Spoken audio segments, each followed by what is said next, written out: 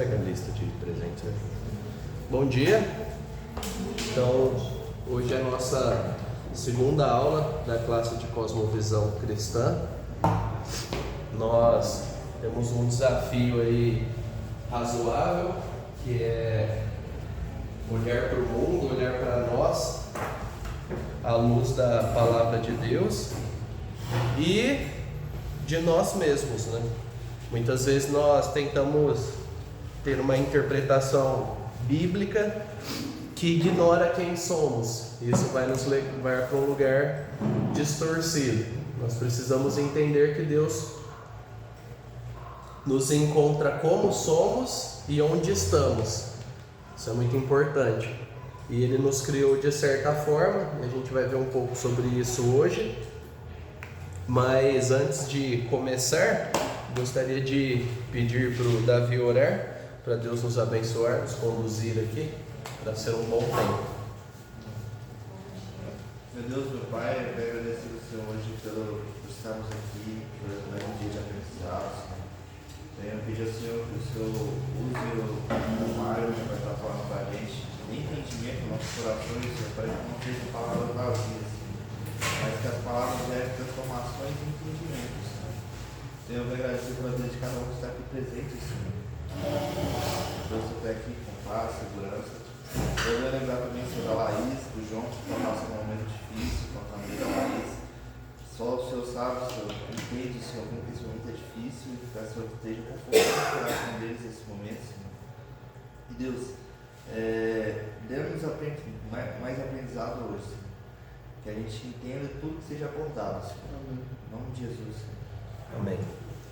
Bom, para a gente ganhar tempo aí, eu queria começar com uma leitura que não é curta, mas eu acho que ela é importante para nós termos uma compreensão um pouco mais ampla, né, do que é cosmovisão. Então eu vou ler e eu quero que vocês acompanhem. Diz assim: uma cosmovisão é tão indispensável para o pensamento quanto uma atmosfera é para a respiração. Não é possível pensar em um vácuo intelectual, assim como não é possível respirar sem uma atmosfera física. Na maioria das vezes você não dá importância à atmosfera ao seu redor. Você olha através dela em vez de olhar para ela, mesmo sabendo que ela está sempre lá. O mesmo acontece com sua visão de mundo. Normalmente você olha através dela em vez de olhar diretamente para ela. Ela é essencial, mas geralmente fica em segundo plano em seu pensamento. As cosmovisões também determinam em grande parte as opiniões das pessoas sobre questões de ética e política, o que você pensa sobre aborto, eutanásia, relacionamento entre pessoas do mesmo sexo, educação pública, política econômica, ajuda externa, uso de força militar, ambientalismo, direitos dos animais, melhoramento genético e quase todas as outras questões importantes da atualidade depende mais da sua cosmovisão subjacente do que de qualquer outra coisa. Como você pode ver, então, as cosmovisões desempenham um papel central e definidor em nossas vidas. Elas moldam o que acreditamos e o que estamos dispostos a acreditar. Como interpretamos nossas experiências, como nos comportamos em resposta a estas experiências e como nos relacionamos com os outros. O que vocês acham desse texto? O que ele causa em vocês quando vocês ouvem essas afirmações? Porque são afirmações categóricas, não é uma pergunta, não é uma possibilidade, é uma afirmação. O autor do livro, né, o James Anderson, ele está falando, é isso, queira você ou não, é isso, você foi pego. O que vocês acham sobre essa introdução que nós estamos fazendo? Vocês concordam, discordam? E aí?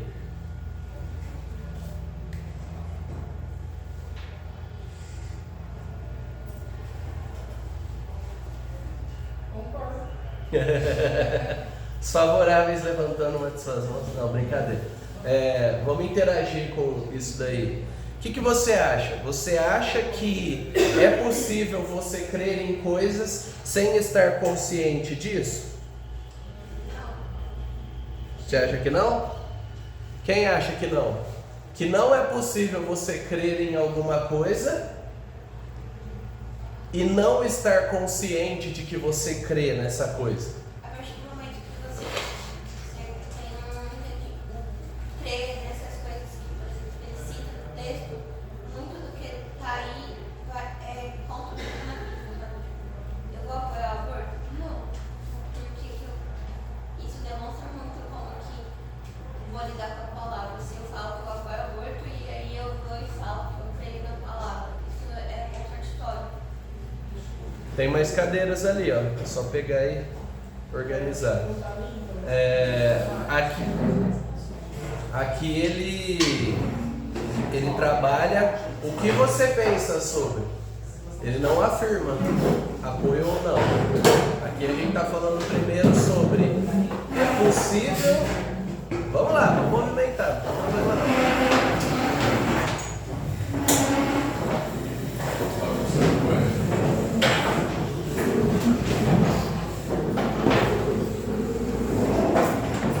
Podem ficar tranquilo que eu não falo cuspindo. Talvez eu espirre, mas falar cuspindo não. É possível que eu tenha completamente noção de tudo aquilo que eu penso sobre mim mesmo? Não, eu vejo muita gente que não sabe o que está acreditando.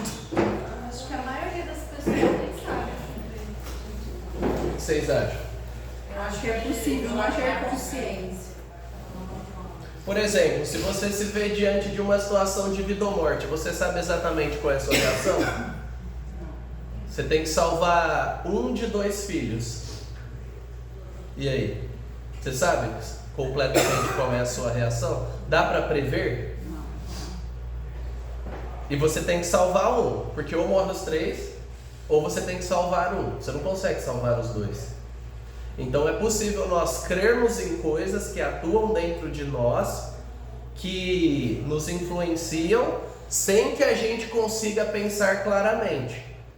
Agora, existem outras pautas que estão boiando aí na mídia, na nossa cabeça, os nossos próprios interesses, pessoas com quem nós nos relacionamos, que são mais conscientes para nós, que nós trazemos isso, né, com mais facilidade. Então, todos nós temos algum posicionamento político, inclusive aquele que fala que não tem nenhum. Quando alguém falar o que você acha sobre criar uma lei para, isso é posicionamento político, se você é contra ou a favor. O que você acha sobre enviar dinheiro público para, isso é algum posicionamento político. Nunca é só econômico, nunca é só pessoal, nunca é só uma opinião. Todos nós temos valores, todos nós temos ideias, todos nós temos preferências que tornam algumas coisas impossíveis, inaceitáveis, indiscutíveis e que tornam outras possíveis, discutíveis. Estou aberto a debater. Oliver, pega uma caneta lá na sala do Marcos, por favor. Pode ser qualquer cor. Canetão. Agora, pensando de forma um pouco mais ampla, o que você acha dessa frase aí, desse final em negrito? Que as cosmovisões moldam o que acreditamos e o que estamos dispostos a acreditar. Existem coisas que nós não estamos dispostos a acreditar, mesmo que esteja escrito em um livro? Existem? É possível? Ou você acredita em tudo... Obrigado, era isso não. Você acredita em tudo que está aqui cegamente?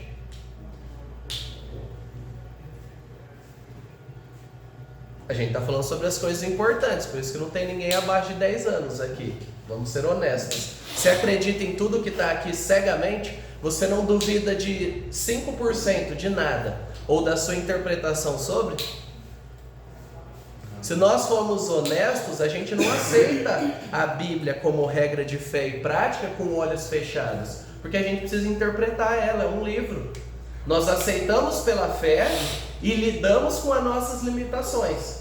E você pode ter certeza de que uma frase que está aqui significa algo e depois descobrir, estava tudo errado, porque eu aprendi errado mesmo.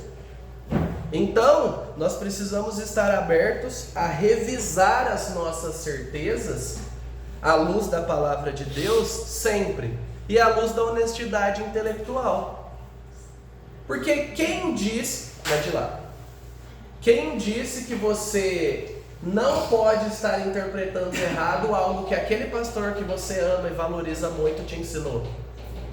A verdade não se baseia naquele pastor que você ama e valoriza muito se você não consegue entender e não encaixa aqui. Então a verdade não está vinculada a pessoas e experiências, ela está vinculada a uma base, e a gente vai ver um pouco mais sobre isso hoje.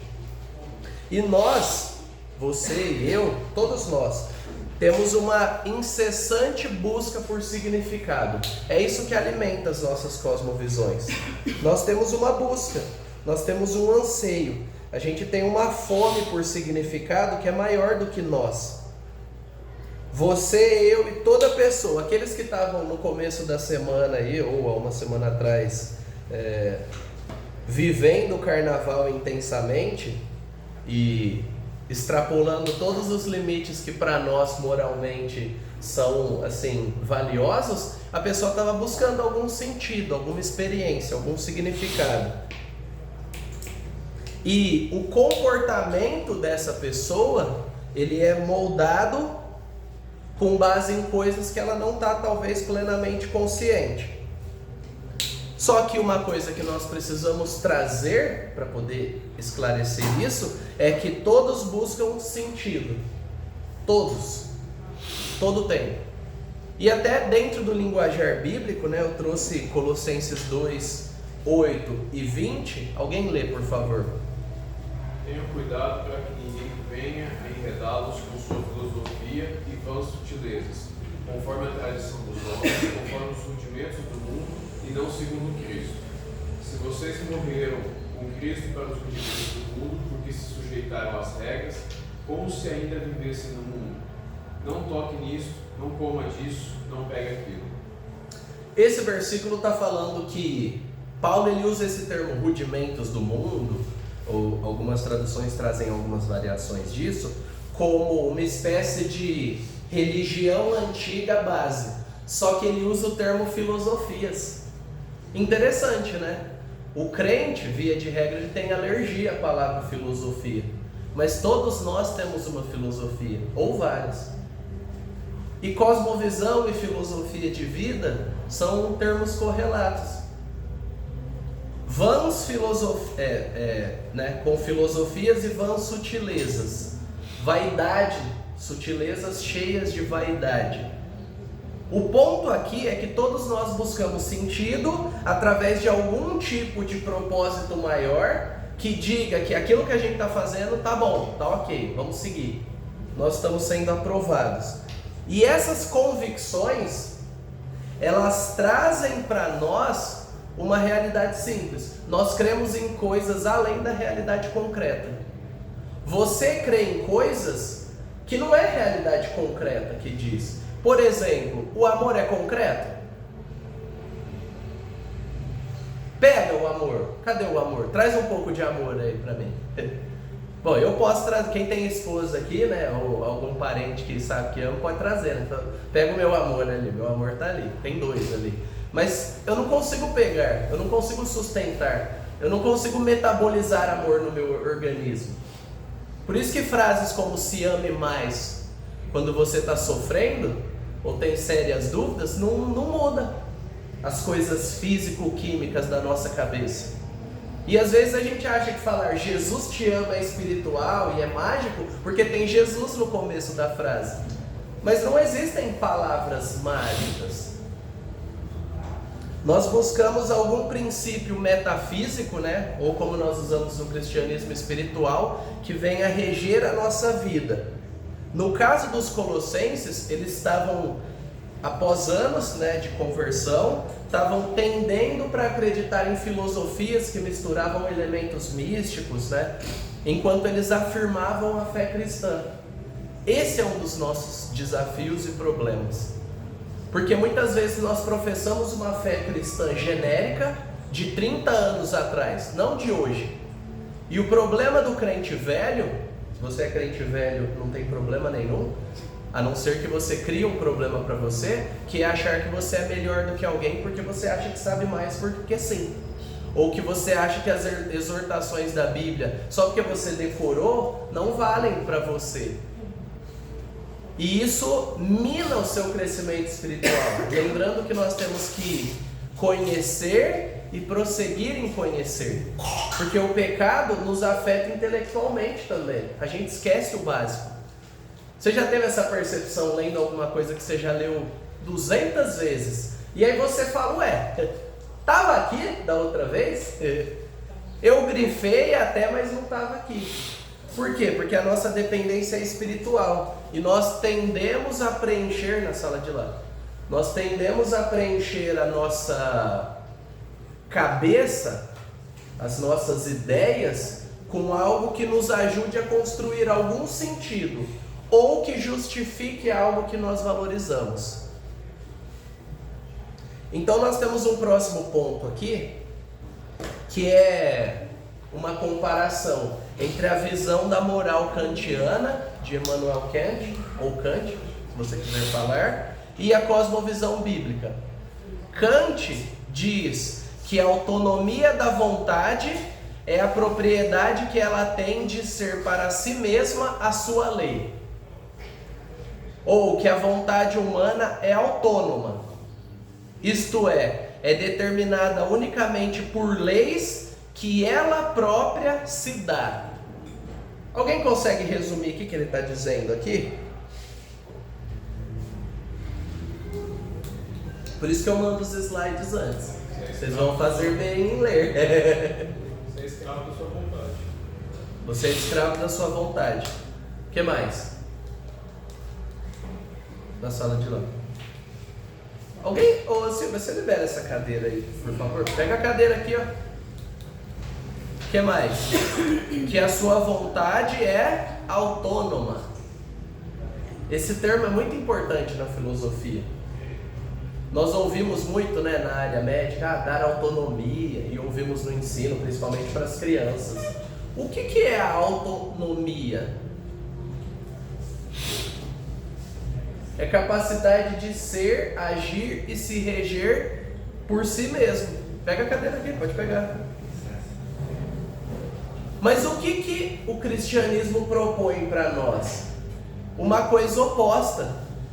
Enquanto nós pensamos fora da fé cristã de maneira autônoma, o cristão pensa de uma maneira dependente. É o inverso de. Por quê? Porque Kant aqui, e existem outras filosofias que são parecidas, na verdade ele está falando que nada que é relevante moralmente, certo ou errado, pode ser imposto por fora. Ele tem que brotar de mim mesmo. Eu não vou me adequar a nada que você me impõe, eu só vou fazer aquilo que eu quero porque eu quero. E aqui ele fala que existe uma lei moral universal para todos, em outros tratados dele. Ele está querendo dizer que dentro de nós existem alguns aspectos que nós compartilhamos. Isso está certo? Tá, como criaturas está certo. Só que como que ele interpretou o resto? Então eu preciso dizer para mim mesmo o que é isso e como eu tenho que viver. Aí ele errou o alvo. E o que a Bíblia diz? A Bíblia diz algo diferente. Ela diz que o temor do Senhor é o princípio do saber. Mas os insensatos desprezam a sabedoria e o ensino. Você consegue perceber que ele não está falando aqui, o autor, sobre conteúdo apenas? O que leva alguém a desprezar o temor do Senhor, que é o princípio do saber? O que leva alguém a fazer isso? Está no texto. A insensatez é algo moral. Não é desconhecimento de fatos. Não é, não sabia. A insensatez é a tendência pecaminosa do coração para rejeitar a verdade. Então a dificuldade não é em receber informações corretas. É que, mesmo que eu receba, eu as rejeito. E se você ler João 3 para além do versículo 16, você vai descobrir muitas coisas interessantes. Uma delas é que os homens rejeitaram a Cristo e o seu ensino porque as suas obras eram más. E Jesus trazia luz. Então o ponto não é só a informação. E às vezes, a gente já tratou isso na classe de apologética, a gente acha que jogar... Olha, fica esperto. Eu vou jogar uma verdade para ele e ele vai se converter. Vamos virar metralhadora de afirmações verdadeiras. Uma metralhadora de versículos bíblicos. Não é isso que Deus nos chamou para ser. E quando tem alguém sofrendo, o que a gente faz? Metralhadora de versículos bíblicos. Como que jogar um Romanos 8, 28 a 30 não te torna mais feliz? Entende? Nós achamos que é simplesmente algo intelectual, mas aqui ele está falando do temor do Senhor. Que palavra a gente usa no Novo Testamento que está ligada com o temor do Senhor?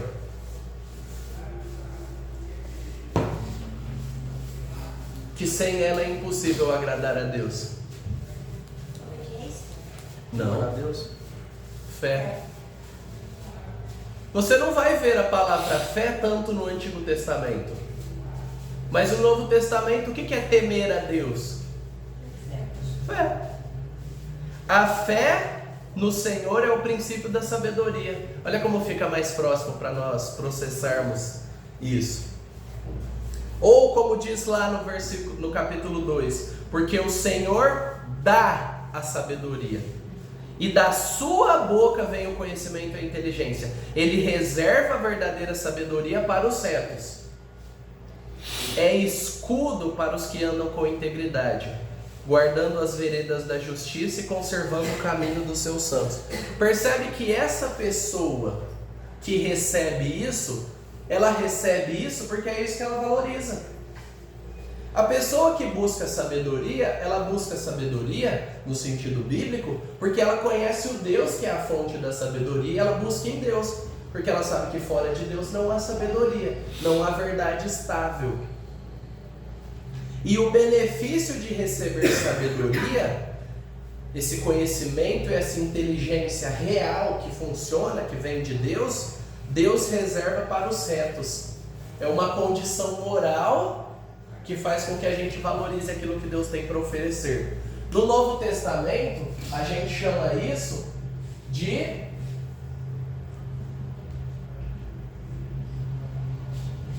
regeneração. Aqueles que são transformados pela fé e aí passam a querer se alimentar daquilo que Deus oferece. Quantas pessoas que não foram transformadas rejeitam a sabedoria bíblica? E elas leram a Bíblia talvez muito mais do que eu e você. A questão é que ela lê a Bíblia contra Deus. E o cristão lê a Bíblia ao lado de Deus, submisso a Ele.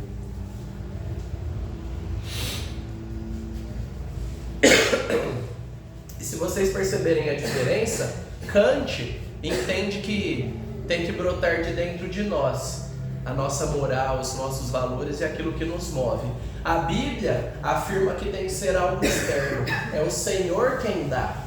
Nós precisamos de revelação da parte de Deus. E a revelação da parte de Deus está aqui. Por isso que nós somos tão diferentes de outras pessoas. Porque a gente já começa admitindo, eu não tenho condição de saber como é a realidade e interpretá-la corretamente. Por isso que eu preciso de Deus para me ajudar a interpretar quem eu sou, quem Ele é e o que está acontecendo. Tá claro até aqui? Tá dando para acompanhar? Perceba que crer em uma dessas duas visões vai te levar para algum lugar diferente. E nós cremos que o cristianismo, ele não só é a verdade, mas ele aguenta as nossas perguntas. Porque uma coisa é falar, é a verdade. Você pode ler muitas verdades em latim. Se você não souber latim, não vai se conectar com a sua vida. Mas quando nós pensamos que o cristianismo aguenta as nossas dúvidas, que Deus não vai dar chilique por causa dos nossos questionamentos, que Ele não vai nos abandonar, como Ele não abandonou Jonas, como Ele não abandonou João Batista na prisão, duvidando se Jesus era o Cristo, e tantos outros, esse tipo de Deus, Ele aguenta as nossas dúvidas, porque Ele de fato sabe quem nós somos, e Ele é verdadeiro. E Ele tem paciência conosco. Amém? Essa é a nossa esperança. Agora, nós achamos que o cristianismo explica a realidade. Não é apenas algo que salva as nossas almas. O cristianismo não é algo que salva as nossas almas e nos manda para o céu. O cristianismo tem a ver com tudo que a gente vive aqui. Como nós nos vemos, como nós pensamos e como nós nos vestimos. A maneira que a gente ganha dinheiro e que gasta dinheiro. É uma fé para toda a nossa vida e toda a nossa realidade. E tem um autor, o David Foster Wallace, ele morreu já faz um tempinho, e eu vou pedir para alguém ler com emoção aquilo que ele falou aí. Isso foi um discurso de graduação de ensino médio ou de faculdade, eu não lembro. A falsa adoração. Não existe essa coisa de não adorar. Todos adoram. Nossa única escolha resume-se ao que adorar.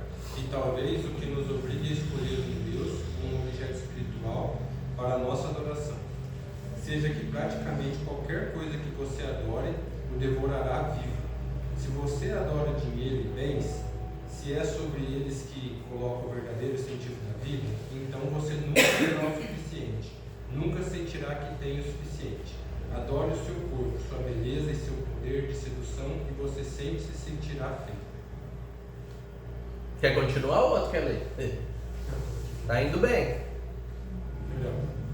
E quando o tempo e a idade mostrarem as suas marcas, você morrerá 1 milhão de mortes antes que finalmente sintam luto por você.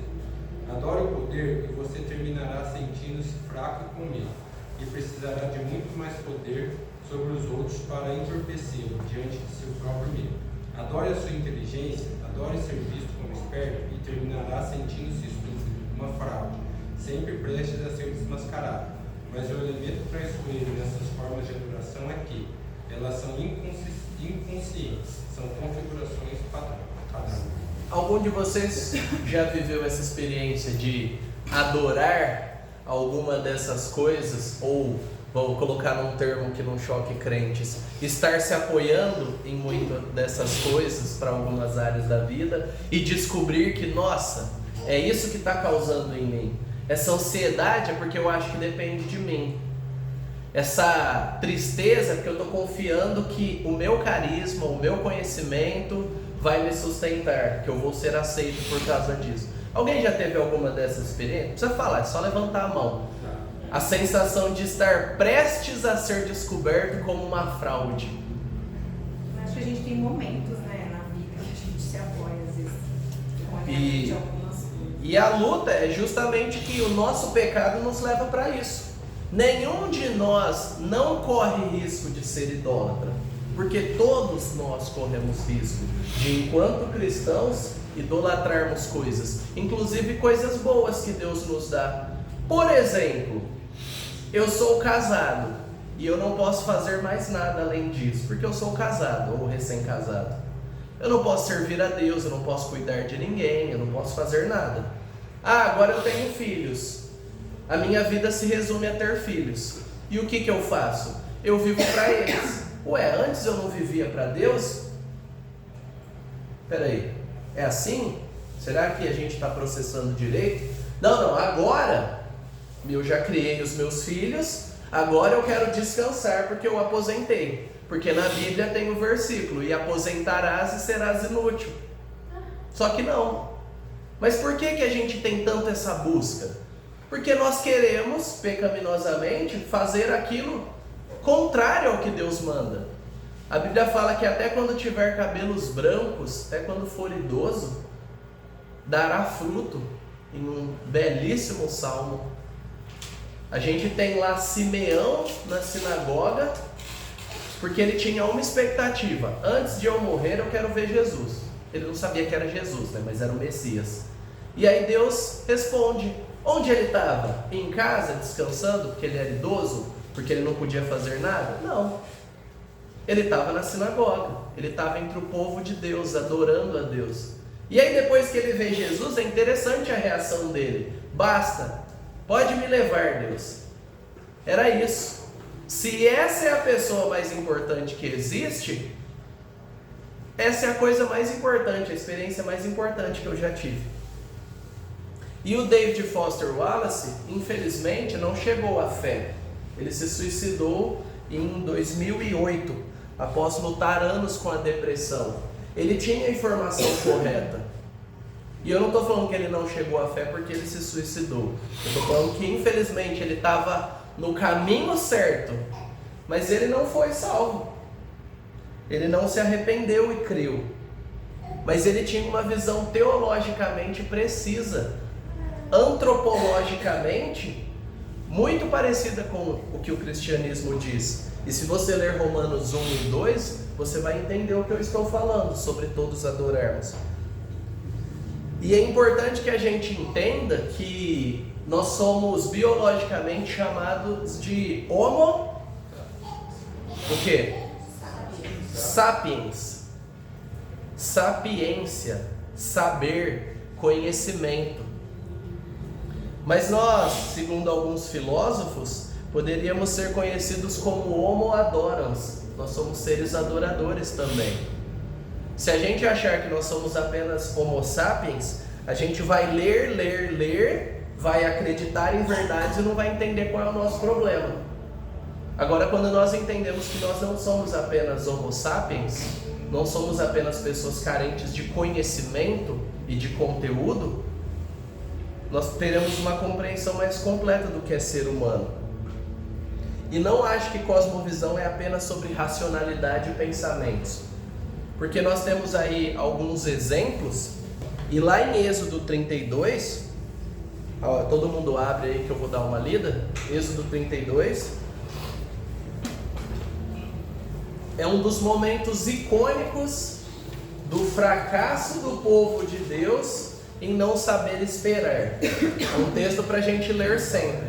Nossa geração que gosta de tudo muito rápido, e eu me incluo, nós somos fruto da nossa geração, a gente vai descobrir algumas coisas tristes.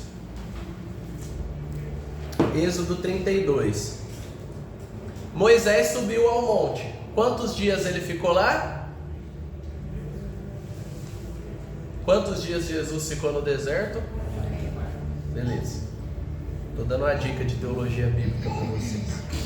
Aí ele vai lá para receber, a orientação de Deus para guiar o povo. Um povo que saiu do meio do Egito com crenças tortas, um povo que não tinha compreensão do que era a identidade que Deus tinha para eles, tinha que aprender. E aí esse povo vê Deus fazendo, coisa que nenhum filme de Avatar conseguiria reproduzir de maneira bem feita. O monte pega fogo e não sei o que. Aí o que eles falam? Que Deus não fale conosco. Vai lá, Moisés. Aí Moisés vai lá. Só que ele demora, 40 dias. Aí a gente tem a entrada do capítulo 32. O povo viu que Moisés demorava para descer do monte. Então, reuniu-se em volta de Arão, o vice-líder, o porta-voz de Moisés ali, o sacerdote, e lhe disse: levante-se, faça para nós deuses que vão adiante de nós, pois quanto a este Moisés, o homem que nos tirou do Egito, não sabemos o que lhe aconteceu. Arão respondeu, irmão de Moisés: tirem as argolas de ouro das orelhas de suas mulheres, de seus filhos e de suas filhas, e tragam para mim. Quem que deu essas argolas de ouro para eles? Quem? O povo do Egito. Por quê? Porque estava com medo que Deus colocou neles.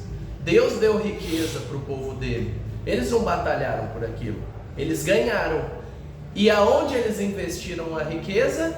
em construir ídolos. Mas vamos lá. Então todo o povo tirou das orelhas as argolas e as trouxe a Arão. E esse, recebendo-as das mãos deles, trabalhou o ouro com o buril, que é uma ferramenta que é antiga para os artífices, né? Como é que é o nome das pessoas que mexem com ouro hoje? Os ourives, né? Literalmente, de ouro. Até porque quem trabalha com prata não chama pratives, né? Mas, enfim, ourives chama tudo. Então, os ourives de ouro tem toda essa ferramenta e ele trabalhou lá e fez um bezerro de metal fundido. Então disseram: são estes, ó Israel, os seus deuses que tiraram você da terra do Egito. Arão, vendo isso, edificou um altar diante do bezerro e fez a seguinte proclamação: amanhã haverá festa a quem? Olha que loucura isso. Eles estão criando um falso Deus e associando com o Deus verdadeiro que tirou eles. Isso daqui é uma bagunça. E Arão, ele está fazendo o povo pecar porque ele está associando a imagem do Deus verdadeiro com um ídolo. E a festa é ao Senhor. Olha a cabeça do pessoal. No dia seguinte madrugaram, ofereceram holocaustos e trouxeram ofertas pacíficas. E o povo sentou-se para comer e beber, e levantou-se para se divertir. É festa, gente. A gente fez o Deus que a gente queria, né? Um Deus à nossa imagem, nossa imaginação e semelhança. Agora a gente tem um Deus concreto para adorar. Esse negócio de um Deus invisível que exige fé não é tão legal. Agora a gente está igual ao povo do Egito. A gente tem os nossos deuses. O desempenho, o status, meu carro, minha casa, a imagem que tem de mim, minha conta bancária, a imagem que tem de mim na igreja, o cargo. Agora eu construí um Deus. A tranquilidade de saber que agora eu vou aposentar e não vou mais ter dor de cabeça, ou eu vou continuar trabalhando porque é isso que eu sou. Eu poderia aposentar, mas eu não sou como esses que aposentam. Qualquer coisa pode ser um ídolo. Só que aí tem um problema: Moisés não morreu.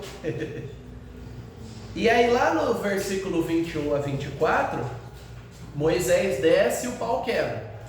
Mas lá no versículo 21 diz assim: depois Moisés perguntou a Arão: o que foi que esse povo fez a você para que você trouxesse sobre ele tão grande pecado? Quem que era o responsável por isso aqui? Quem? Por quê? Porque ele era o líder, ele era o sacerdote. Ele foi escolhido por Deus para conduzir o povo a Deus. O que ele fez? Conduziu o povo à idolatria, a uma imagem. Mas olha o que Arão respondeu. Alguém lê os próximos versículos, porque minha garganta está meio ruim. Não fique irado, meu Senhor. Você sabe que este povo é propenso para o mal, pois me disseram: faça para nós deuses que vão adiante de nós. Pois quanto a este Moisés, o homem que nos tirou da terra do Egito, não sabemos o que lhe aconteceu. Peraí, olha que interessante. Só um comentário. Você sabe que esse povo não presta. Aí agora eu vou falar aquilo que eles falaram. Percebeu a manipulação? Você sabe que fulano de tal sempre pisa na bola. Ele falou, ele está manipulando. O povo não presta? Sim. E ele faz parte de quem? Do povo. Ele tirou. Nós, homens, né, descendentes, filhos de Adão, né, temos uma habilidade mais. Mulheres também, mas é um pouco diferente, geralmente. Mas em tirar o nosso da reta. Olha que interessante. Esse povo é mau mesmo, né? Eu não sou mau. Eu sou a vítima. Ora, o que eles iriam fazer comigo se eu não faço aquilo que eles querem? E aí no versículo 24, Olha o que ele disse, olha como ele narra a situação. Alguém lê aí. Então eu lhes disse: quem tem ouro, tire-o. Eles o deram para mim e eu lancei no fogo. E saiu este bezerro. Olha que interessante. Vamos jogar o ouro no fogo, olha, vai virar mágica. Foi isso que ele fez? Não. Ele se dedicou a construir aquele ídolo. Ele pensou, ele trabalhou. Ele foi um cabra safado aqui, que não só não assumiu a responsabilidade, como se eximiu de fazer parte do povo, como se fosse separado ele dos outros. A idolatria é desse jeito. O problema é sempre o outro, nunca sou eu. O problema é a mulher que Deus me deu, o problema é a situação em que eu me encontro, o problema é a igreja que eu estou, o problema é tudo, menos eu. E como homens e mulheres adoradores, a gente só tem duas opções: ou a gente adora o Deus verdadeiro, ou não. E isso tem tudo a ver com cosmovisão. Por isso que a gente está investindo esse tempo nisso. Tem mais alguns textos, mas não vai dar tempo da gente ler, mas você pode ler em casa e comparar como a idolatria se manifesta. Agora, a adoração verdadeira. Cada um lê um versículo rapidinho. Rapidinho. 32:1. Bem-aventurado, feliz, aquele cuja transgressão é perdoada, cujo pecado é coberto. Próximo. Isaías 61:10. Tenho grande alegria no Senhor. A minha alma se alegra no meu Deus, porque me cobriu de vestes de salvação e me envolveu com um manto de justiça, como noivo que se adorna de turbante, como noiva que se enfeita com as suas joias. E o Deus da esperança encha vocês de toda alegria e paz na fé que vocês têm, para que sejam ricos de esperança no poder do Espírito Santo. Isso. Quais são as características de uma adoração que é verdadeira, que é verdadeiramente norteada pela palavra de Deus? Segundo esses textos aqui. Quais são as características? Alegria.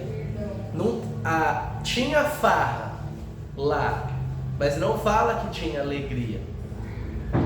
Eles comeram, eles beberam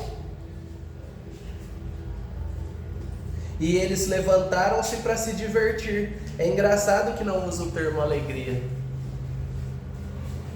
O que mais? Quem falou? Perdão? Alguém falou? Paz. O que mais? Esperança. Olha que interessante. O povo fez ídolos porque eles não queriam ter esperança. Eles queriam algo concreto. E sempre que eu e você buscarmos concretude na nossa fé, a gente vai ter algum problema. Porque Deus nos chama a ter esperança. E a esperança que a gente vê não exige nada de nós. Eu sei, não, eu tenho esperança que vai dar certo. O boleto chegou. Eu tenho dinheiro para pagar? Não exige muito, né? Agora eu tenho esperança de que Deus vai me manter fiel a Ele. Exige de mim, mas existem outros elementos que me obrigam a confiar nele. Eu não posso simplesmente fechar os olhos e falar: não, segue o jogo, vamos embora, vai dar certo. Tudo vai dar certo e fé não é a mesma coisa. Na época da pandemia, tudo vai ficar bem. Aí dá vontade de perguntar: por quê? Vai ficar bem para quem? Para quem está perdendo ou para quem está morrendo? Essa fé genérica não é o cristianismo. Nós somos chamados a confiar em um Deus conhecido, que apresenta aquilo que Ele oferece. Ele oferece esperança, Ele oferece alegria, Ele oferece paz, para que nós sejamos ricos de esperança, no poder, na capacitação do Espírito Santo, para que nós sejamos ricos de propósito naquilo que Ele deu. A minha alma se alegra porque Ele me cobriu de vestes de salvação. Ele me salvou. Alguém que entende que precisa ser salvo não barganha, não negocia. Ele pede. ele implora e se alegra com o que recebeu. A verdadeira adoração nunca é voltada simplesmente para questões intelectuais e fazer Deus fazer aquilo que eu quero. Se isso fosse pregado em todas as igrejas, elas estariam bem mais vazias e bem mais cheias em qualidade. Só que a gente quer vender um peixe que não cabe, não existe. Agora, por outro lado, nós enquanto cristãos sustentamos que a cosmovisão ela redireciona. O que é a regeneração? Transformação do quê? Qual era o estado que estava antes? Morte para vida. Estado de pecado para perdoar. De pecado para perdoado, de morte para vida. De inimigo de Deus para filho de Deus. É muito oposto, sabe? É a antítese, é antitética essas duas condições. E a cosmovisão cristã, ela é essa verdade, essa estruturação da nossa realidade que nos redireciona. Por isso que quando Paulo fala sobre Romanos 12, como é que ele começa? Capítulo 1, esse é famoso, alguém deve ter de cor. Romanos 12, 1. Rogo-vos, irmãos, pelas misericórdias do Senhor. Vamos lá, já deu start. Os vossos corpos como sacrifício Vivo, santo e agradável a Deus. Se Deus foi misericordioso, viva para Ele como um sacrifício vivo. Olha que interessante. Se Ele fez o que Ele fez, o jeito de nós vivermos é como um sacrifício. O sacrifício não vai se debatendo. O sacrifício, se você... Espero que você não precise ver, né? Mas é interessante ver. Um cordeiro que vai para ser sacrificado e lamenta e segura aquilo, sabendo que vai morrer, é diferente de um porco. O porco vai batendo e tudo, aquela loucura. O cordeiro não. É como se ele aceitasse que ele foi designado para aquilo. E é como Deus nos chama a nos relacionar, Ele redireciona a gente. É sacrifício vivo, santo e agradável a Deus, que é o nosso culto racional, mas aí ele continua, lá em Romanos 12. E isso tem tudo a ver com cosmovisão. Se você quiser abrir Romanos 12, para a gente caminhar para o fim, ele fala sobre o culto, o sacrifício, mas no versículo 2, olha o que ele diz. Na verdade, alguém lê. Romanos 12, 2. Isso, 12, 2. E não vivam conforme os padrões deste mundo, mas deixem que Deus os transforme pela renovação da mente, para que possam experimentar qual é a boa, agradável e perfeita vontade de Deus. Olha que interessante. Padrões são termos que a gente usa e nem conecta com a Bíblia. Padrões, mente. Há intelecto envolvido? Claro. Por isso que Deus nos deu um livro. Isso daqui a gente costuma ler e ouvir. Tinha uma época aí, uns 2009, né? Faz um tempinho não.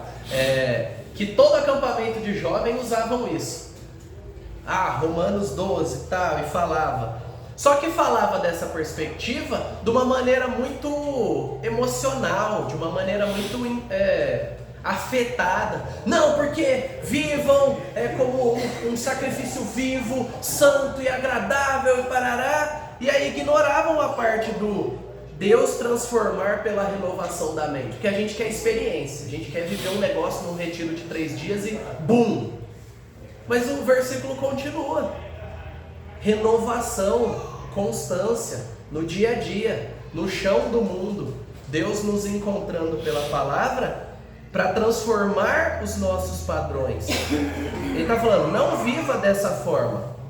Tem uma cosmovisão cristã. Para quê? Para que a mudança concreta aconteça. Para que experimentem, para que nós experimentemos a boa, agradável e perfeita vontade de Deus. Vontade de Deus não é um mistério místico. Não, vou agir quando eu descobrir a vontade de Deus. Ué, você quer que a gente mande um e-mail? Fica um negócio estranho. Ah não, qual a vontade de Deus para minha vida? Vontade de Deus para sua vida está aqui. Faz tudo aquilo que você não tem dúvida. O resto ele vai te mostrar.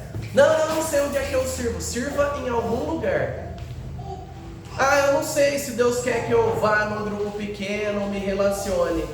Você faz parte dessa igreja? Sim. Essa igreja se organiza via grupos pequenos? Sim.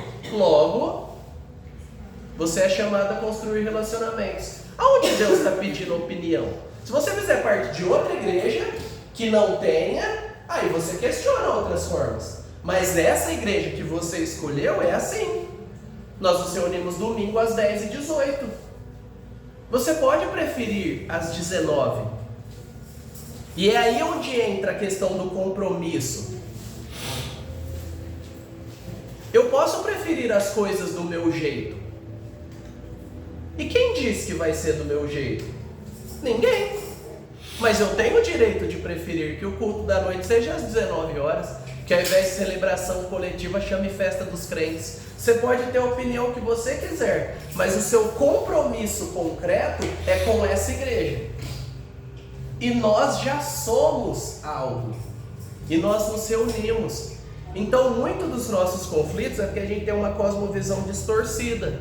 Porque o meu jeito é esse. Ah, a gente tem que começar um culto de joelhos. Ah, não, a gente tem que ter uma liturgia mais animada. Todo mundo cria essas expectativas porque tem uma visão. Porque tem algum tipo de necessidade. Ah, não, a duração do culto tem que ser 1h30 mesmo. E ai daquele que extrapolar. Eu pego minhas coisas e vou embora. Que absurdo.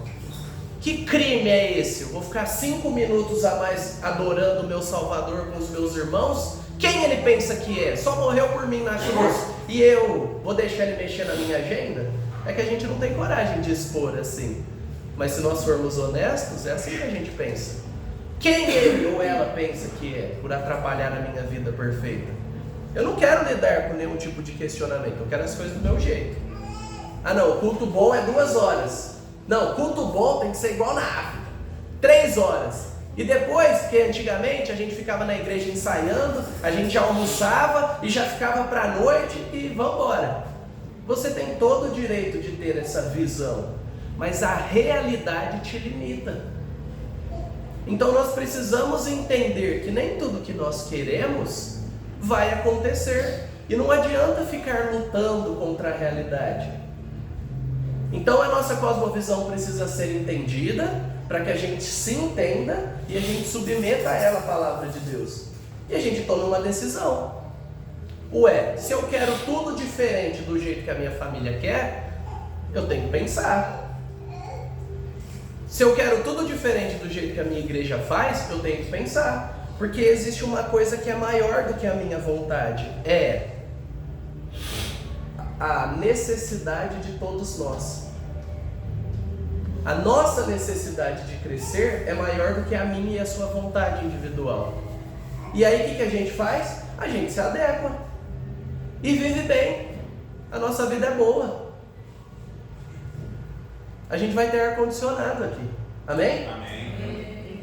Eu não vou falar quem está nessa sala que tem a responsabilidade de comprar e instalar, mas ele está sentindo na pele tudo que a gente está sentindo. Literalmente. Então, a gente tem uma igreja boa, olha que beleza. Quem vinha do CCB antes? Por que a gente não concentra em tudo aquilo que Deus já nos deu e batalha pelo resto? Então, uma igreja perseguida que tem ciúmes com... Exatamente. Então, quando a gente muda a nossa cosmovisão, a gente começa a perceber que o bom é aquilo que Deus já nos deu, não aquilo que está na nossa cabeça, no mundo ideal. E a gente desfruta da realidade. E uma pergunta, a gente precisa concordar em todos os detalhes para se amar e viver junto? Precisa? Uma criança precisa, que ela tenta, Os pais aí põem o limite. A criança tenta que a realidade se molde a ela, mas a gente sabe que não vai acontecer. O que nos norteia são princípios bíblicos, uma liderança plural, não é uma liderança centralizada na opinião de uma pessoa. várias pessoas cuidando de várias pessoas, entendendo a necessidade de várias pessoas. É uma estrutura que nos sirva sacerdócio, serviço de todos os crentes. Se você é crente, você é chamado a servir, mesmo que você não tenha cargo. Nada não é uma opção. Nada é pecado. Omissão é pecado. Agora, o que você vai fazer? Aí você tem que descobrir, tem que se mexer. Mas nada não é uma opção.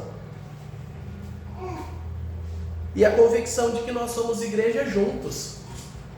Eu não sou a nova aliança, e você não é a nova aliança. Mas quando a gente se junta, aí nós somos a nova aliança. Aí a gente caminha. E um exemplo de como a gente pode pensar diferente é: quem aqui fala mandioca, quem aqui fala macaxeira e quem aqui fala aipim? Todo mundo fala mandioca? Eu falo mandioca. Quem fala macaxeira? Aí, o pessoal da macaxeira. E aipim? Aipim não temos representantes do aipim hoje. Mas a gente está falando da mesma coisa? Sim. E tem sentido eu corrigir quem não está falando igual a mim? Não. Agora eu vou dar para vocês um problema muito mais complexo. A tangerina. A tangerina, ela é complexada, porque a gente pode chamar ela de laranja mimosa, de mexerica, de mandarina. Mandarina, gente. Fuxiqueira. Aí pegaram pesado. Poncã, mimosa e bergamota. A gente está falando da mesma coisa? Tá. Só que cada um de nós estão pensando em termos diferentes. A maior parte dos nossos problemas como cristãos é porque nós queremos falar a mesma coisa do nosso jeito. A gente não quer falar a mesma coisa de um jeito que a gente compartilhe e viva em unidade. Mas a maturidade nos obriga. A dificuldade de muitos pais é porque ele quer falar do jeito que quer, da onde está, de cima para o filho, só que o filho vive em outra realidade com outro vocabulário.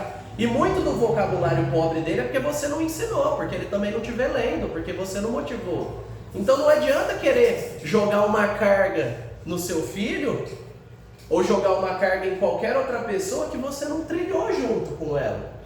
Então a misericórdia, ela nos ajuda a compreender a nossa cosmovisão e a convivermos entre cosmovisões. Nós aprendemos hoje sobre olhar cosmovisão na Bíblia, sobre como ela nos envolve, sobre como envolve a adoração. E nas próximas aulas a gente vai caminhar um pouco pela história, entendendo quais foram as grandes mudanças cosmovisionárias que nos levaram para onde nós estamos. E um desafio aí, né? 5 doutrinas que nós não podemos crer diferente para você fazer na sua casa.